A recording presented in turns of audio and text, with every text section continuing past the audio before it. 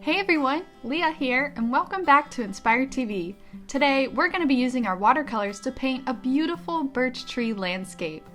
Here I have two examples of the project. The one on the left was painted by my mom, and I painted the one on the right. You'll notice that they're very similar, but also very different and unique. Are you ready? Let's go! First, your materials. You'll need watercolor paper that has been taped down along the edges. This creates a nice clean border that the paint won't penetrate, and also it stops it from moving around while we work. And you'll need your watercolors, and a paper towel for blotting water, your water, and paintbrushes. I'm using a flat brush and a round skinny one. You'll also need a black crayon and some more tape. I'm using washi tape, but painter's tape is a good alternative. Do not use clear Scotch tape though. It might rip your paper. Okay, let's begin for real this time. We'll be using the tape to mask out the shape of our birch trees, because we'll be painting in the background first. Think of this as like the silhouette of the trees. There are a few types of birch trees out here in the world, but we'll be drawing inspiration from paper white birch trees. Their iconic white bark with black splotches make them a lovely artistic candidate for us. They'll have very straight trunks and small branches leading up to the canopy, so I mimic those shapes in my tape. I tear the tape to add some texture and make some small pieces for the branches. You can make as many trees as you'd like, but I'm doing 4, and varying the sizes. Once your tape is all done and pressed down, let's start painting. The first thing we need to do is add a wet wash to our page. Just take your flat brush and dip it in clean water, and then cover your entire paper. This will help your paint go on much smoother and blend them out.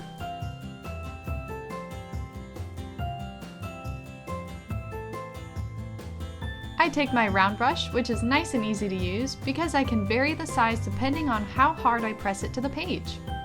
I'm going in with a warm color palette since it is fall, and starting to blot some yellow on. I add some yellow ochre in other places and rinse my brush clean when I don't want to add any more pigment and just want to blend. I mix some red-brown, adding some water to the pigment to thin it out. We do have a watercolor demo in our demo section on Inspired TV that explains how to mix and work with watercolors if you're new to painting and want some practice.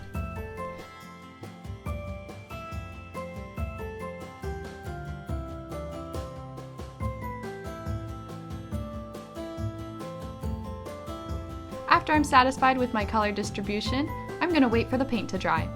This is only our first layer of paint. Watercolor can only get so dark with one layer, so letting it dry and then going in with more pigment helps build up a nice strong color.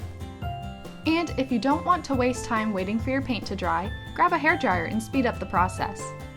You can tell if your paper is dry by either tapping the page with a clean finger or seeing if the page is still shiny from the moisture. Mix some more oranges, yellows, and reds and go to town. You can also use the lifting or vacuum method on your paint if you accidentally add too much paint to one area. Just take a clean, dry brush and touch it to the wet paint. It should lift off the wet paint from the page. Then you can clean your brush and continue working. I add some brown streaks also, but you can make this however you'd like. It's an abstract project. This is a fun, free-for-all color experience. Don't worry about the details just yet. Like I said, it's abstract, and so the background is very blurry because it's not the focal point of our project. The focal point are going to be the trees, so those are the only things in our painting that are going to be really clear. So the background will be blurry, blended, and abstract. I'm loving the contrast and values here. The light yellows and dark reddish browns are very appealing.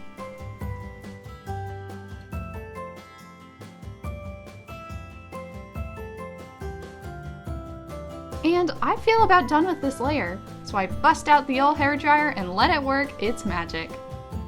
I am satisfied with the color buildup, but if you want to add another layer or two, go right ahead. But I'm going to start on the trees. Gently lift off the taped off trees from your page and pitch the tape in your nearest trash receptacle. Taking your black crayon, we'll start by making the knots and shapes on the tree's bark. I'm doing messy, straight, horizontal lines for mine, going straight up the trunk. And I'm also going to follow the direction that the branches are going in. You'll see that in a bit. We're using a crayon because the wax resists water and doesn't blend weird with the paint that we'll be adding. To add the tree's shadows, I mix a warm gray using brown and blue that has been very watered down. Decide where you want your light source to be so that all the trees have the shadows on the same sides.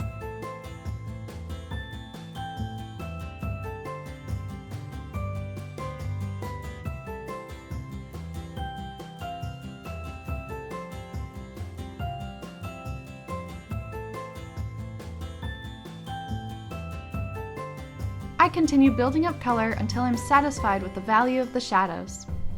Let dry and then we'll move on to the leaves. I'm taking a dark red, some browns, and some oranges with my round brush to dab on some leaf shapes.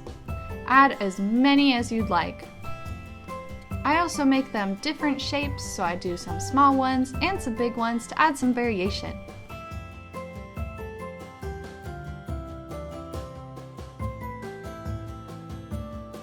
I also do some more streaks to add little branches in the background. And voila! Here is my finished piece. I'm going to clean up a bit while I wait for the paint to dry so I can safely peel off the tape border and show you the final finished product. Yay! As you can see, nice clean borders, except for this one, don't look at this one.